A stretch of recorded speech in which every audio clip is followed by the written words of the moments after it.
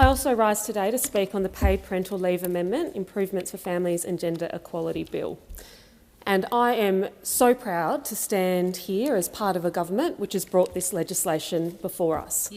This is the first major change to paid parental leave since the scheme was introduced by a Labor government more than a decade ago. The first tranche of reforms were groundbreaking, and they made a difference to so many families' lives. But in the years since, the need for further reform has been clear, because as Australian families have changed, as more and more families are seeking to share in the beauty and challenges of parenting more equally, this legislation has not kept up. It hasn't kept up with those changes, those cultural changes happening in Australian families.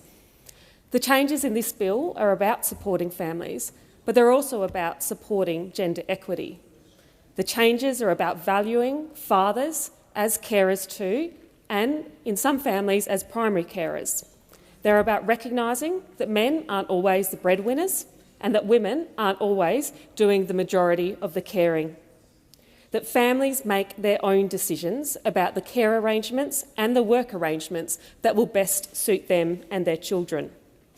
Acting Deputy President, this bill modernises the paid parental leave scheme to reflect how Australian families and their needs have changed since its establishment over a decade ago. It does so through a number of ways. The bill combines the two existing payments into a single scheme. It reserves a portion of the scheme for each parent to support them both to take time off after a birth or adoption. And it removes the notion of primary and secondary carers, making it easier for both parents to access the payment. The use it or lose it provisions, while modest, encourage shared care. And I hope these use it or lose it provisions are something that we see expanded in further iterations of the scheme and as the Women's Economic Equality Task Force continues its work. Acting Deputy President, this also expands access to the scheme for families where women are primary earners by introducing a $350,000 family income test.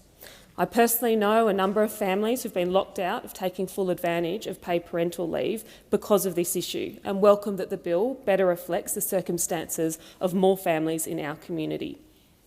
But most importantly, the bill represents one part of a suite of broader policy reforms that our government has embarked upon that will support the development and well-being of our littlest Australians.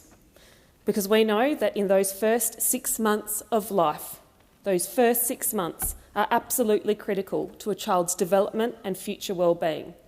They're critical to a child's sense of attachment to their carers, and they're critical to the growth of that child as well.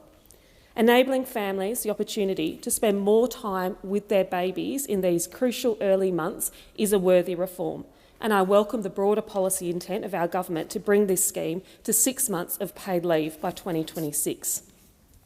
Because, Acting Deputy President, as so many of us in this room can appreciate, the first 6 months with a new baby are an absolutely amazing time, full of joy and delight as each little milestone is met.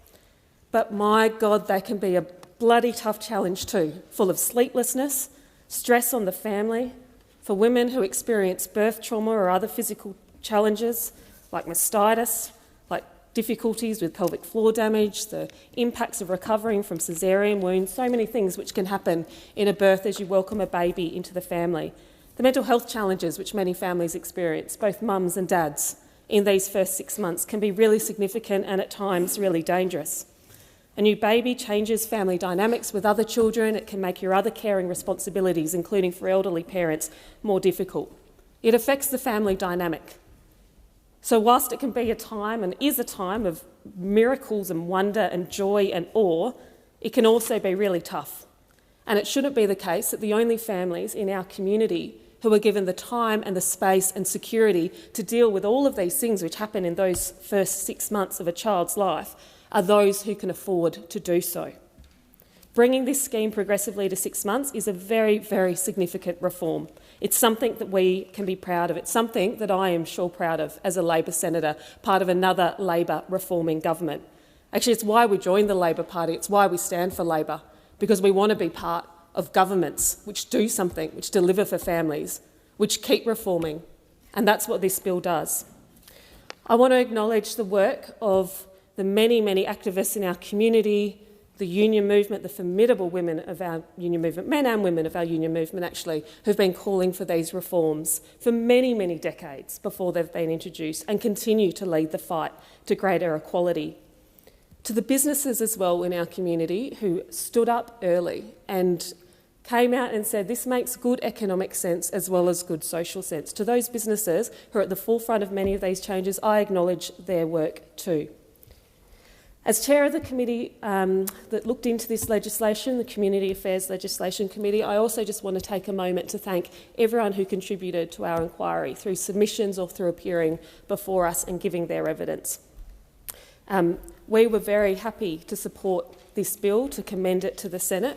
I know there is more work to do in these reforms. There's much more work that we can do to make life better for Australian families, for mums and dads, and critically for their children.